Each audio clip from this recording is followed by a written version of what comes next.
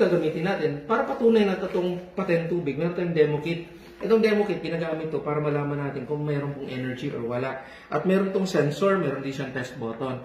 Ngayon, pag pinindot mo yung test button, malalaman natin kung gumagana itong device na to. Subukan natin yun, huwag kayong magugulat. Ganyan siya, no? So, ayan, nagulat na, no? So, itong sensor naman, syempre hindi mo napipindutin yun. Dito, nasa-sense niya kung merong energy or wala, no? Pag sinausaw mo at umilaw, ibig sabihin buhay. Pag hindi umilaw, ibig sabihin patay, no? So, pangalawa, patay buhay. Patay. Ayun, ano? Patay buhay.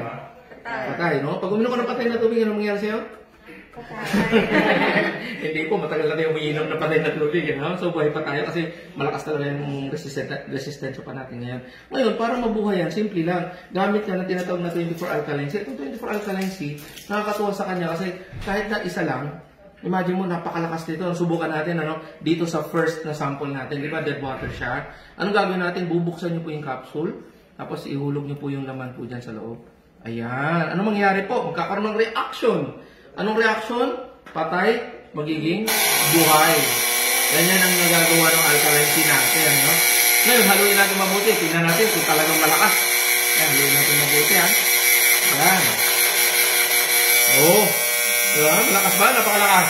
Napakalakas. Oo, syempre. Anong prefer mo inumin? Yung buhay o yung patay? Buhay. Siyempre, yung buhay, di ba? Hindi bibigay sa'yo ng patay na tubig, di ba? Patay yung mga cells natin sa katawan. Iba talaga pag buhay. Ngayon, sabi ng iba, meron namang vitamin C sa butika. Ito yung mga vitamin C sa butika. Yung iba, branded pa, no? So, hindi ko na babanggitin yung mga brand na yun, ano? So, ito po, susubukan natin. Halimbawa, ito. Dahil tablet form madalas. Ito yung ininom ko, bata pa ako, no? Pero ito po, hindi ko na-realize na iba pala, magkaiba pala yung vitamin C natin sa mga nabibili sa butika. Dahil tablet form, gagamit ako ng pill crusher. Itong pill crusher na ito, nilalagay natin dyan. Tapos, dudurugin natin by compression. Ano? So, ngayon, pag na-compress na siya, powder na siya. Kasi kino-compare natin powder sa powder. Tama ba? So, ngayon, ang gagawin natin, lalagay din natin siya dito.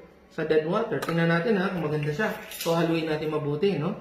Tingnan natin ha. Bilang tayo. 1, 2, 3, 4, 5, 6, 7, 8 million, 9 million, 10 million. Kahit anong halo mo dyan, hindi yan matutunaw. Bakit? Ang tawag dyan, synthetic. Pakiulit nga? Synthetic. Iba yung sa atin, natural. This is 100% pure and natural. Ito synthetic. Tanong po, meron po bang lumulutang? Meron. Meron. May pagbabago sa kulay? Meron. Meron. May latak ba sa ilalim? Meron. Yes. Ang latak ba pwede magbara sa kidney at atay? Pwede. Yeah. Ito yung sa atin, meron bang latak? Wala. Wala. Kasi pure 100%. Now, pag kinumpare mo siya, pagdating sa energy level, tingnan natin, ano? Ito yung sa atin. Malakas ba? O, ito naman galing sa butika. Meron din? Meron. Meron din. Pero bakit ang hina? Kasi this is less than 25% vitamin C.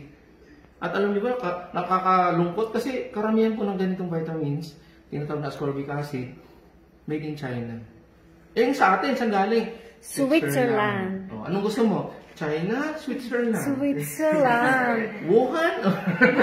Switzerland, diba? So, itsura pa lang eh. Magkaiba na eh. Tama po ba? Ngayon, paano natin mapapatunay kung totoong alkaline yung sa atin at ito acidic?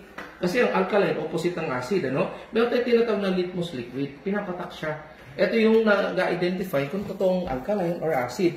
Nagbabago ng kulay, depende. Kapag acidic, yellow. Pagka-alkaline, blue. Subukan natin to, no? Ito ba, ascorbic acid, totoong acid. Subukan natin. 1, 2, 3. Ano siya? Acid. Acid nga siya, no? So, syempre, pag acidic ang katawan natin, prone tayo sa mga sakit, lalo na cancer. Ngayon, subukan natin yung alkaline C, kung totoong alkaline. 1, 2, 3. Ayun! Wala mong palakpak dyan? Yan ang totoong alkaline. Yan ang pinagkaiba niyan. Now, yung dead water, alkaline o acid, subukan natin. 1, 2, 3. O, acidic pala yung katawan natin. O, paano magiging alkaline yung katawan natin? At, alam niyo ba yung katawan natin? Dead water eh. Ngayon, ano gagawin natin para maging alkaline yung katawan natin? At maging malakas, syempre, inom ka na alkaline C. Ano lang palakpak dyan? Diba? Nakakatuwa, di ba? Imagine mo yun. Pero yung iba, nakakalungkot. Kasi yung iba, ang iniinom nila, yung mga may tatak, yung usong-uso ngayon, di ba? Yung mga ganun-ganun. May mga tunog pa. O, sige, subukan natin to, no? Familiar ba kayo sa mga ganitong inumin? Yes. Number 1 cancerous drink sa buong mundo. Ngayon, subukan natin kung mayroong energy. Meron? Meron. Kasi may sugar yan eh. Ngayon, tataas ba yung diabetes pagka may ganito? Yes. Siyempre, o tanong, alkaline o acid? Acid. Subukan natin. 1, 2, 3. Oh, acidic pala. Nakakalungkot. Kaya cancerous pala siya. Yung iba naman ang iniinom, eto, pinababaon ko sa mga bata. Nakakalungkot. Diba? Magkano yung ganito isang bote na ganito? Ha? Familiar ba kayo sa ganito? Meron pang laman na lata yan. O, diba? O, tingnan natin ha. Ito ba ay may energy? Subukan natin. Meron. Dahil sa sugar. O ngayon, tingnan natin. Alkaline alkaline ba siya or acid? Subukan natin. 1, 2, 3. Oh my goodness, di ba? Acidic na Acid. naman. Imagine mo, gumastos ka, mga 35 pesos po ito, ganito. O yung iba, mas mahal pa. O ito, familiar ba? O, di ba? O, iniinom ito ng mga basketballista, mga athletics, tama po ba? Eh dahil po sa yaman ng electrolytes, lalo ng mga bata na nagkakaroon ng diarrhea, di ba? Pero subukan natin kung may energy siya.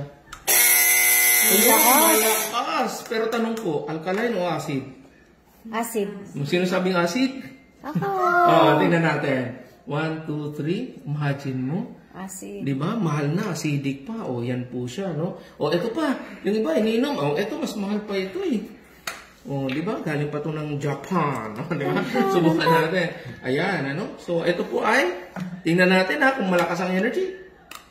Ayun. Mayaman na sa electrolytes. Pero subukan natin. Alkaline ba siya or acidic? Subukan natin. 1, 2, 3. Imagine mo, ang dami natin iniinom, puro acid. Paano tayo gagaling? Pag puro acidic yung iniinom natin. O, ano yung alkaline? Ito, alkaline C. Ayan, subukan nyo. Diba? Yan ang malapit. O, subukan mo alkaline. Totoong alkaline.